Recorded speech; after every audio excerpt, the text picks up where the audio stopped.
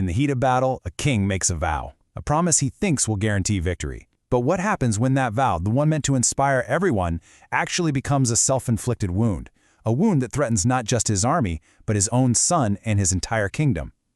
Today we're diving into a high-stakes leadership crisis where one bad rule spirals completely out of control. And that's really the central question here, isn't it?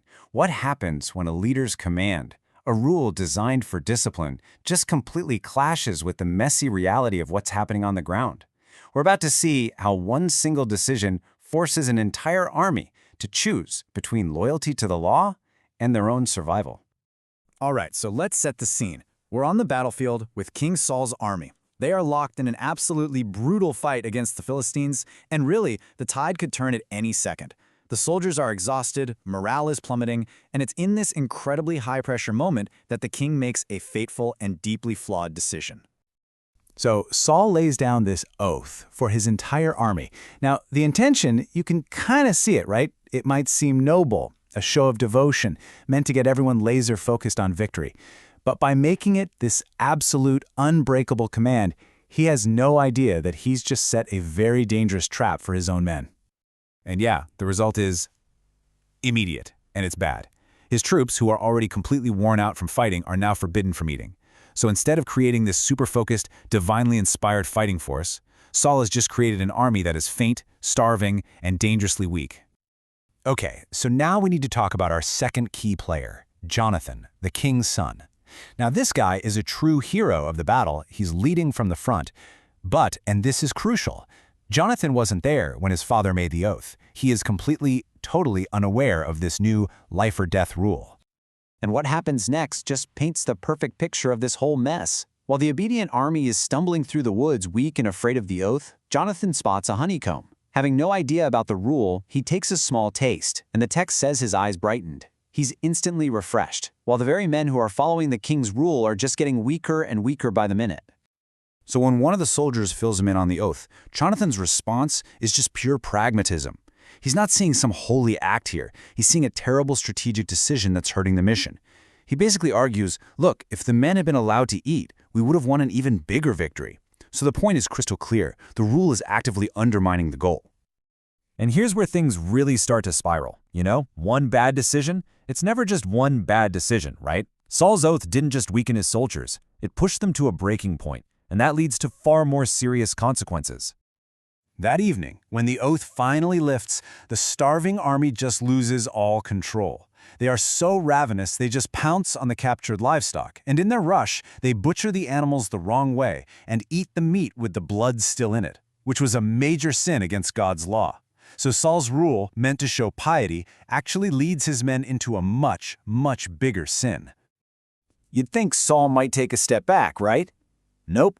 He manages to get some order back, but he is still completely focused on the battle. He's blind to the deeper problem he created, and he wants to press the advantage and keep chasing the Philistines through the night. But right before he gives the order, a priest steps in with some really crucial advice. Hey, let's stop and ask for God's guidance. This was a critical check-in, a moment to make sure their actions had divine approval before they made another huge move. Okay, so Saul agrees. He stands there in front of everyone and formally asks God for a sign. Shall I go down and pursue the Philistines? Will you give them into Israel's hand? I mean, the entire campaign is now hanging on this one moment.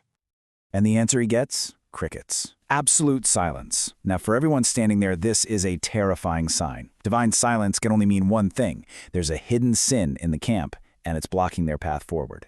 So Saul's first thought isn't, hey, maybe my rule was the problem. No. He immediately jumps to the conclusion that someone in the camp has sinned and is responsible for God's silence. He launches a whole investigation to find the culprit, totally unaware that the crisis started with his own flawed command. And this is just incredible. Instead of taking a beat to maybe, reflect on what's happened, Saul just doubles down. He makes a second rash oath, swearing in front of the entire army that whoever is guilty must be executed, even if it's his own son, Jonathan. He has now publicly trapped himself with his own rigid words. So what comes next is this super tense, step-by-step process of casting lots to figure out who the sinner is, and you can just feel the tension building.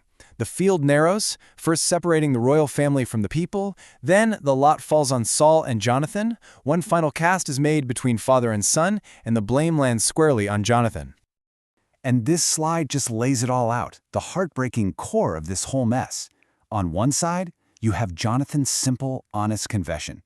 I tasted a little honey, and now I must die.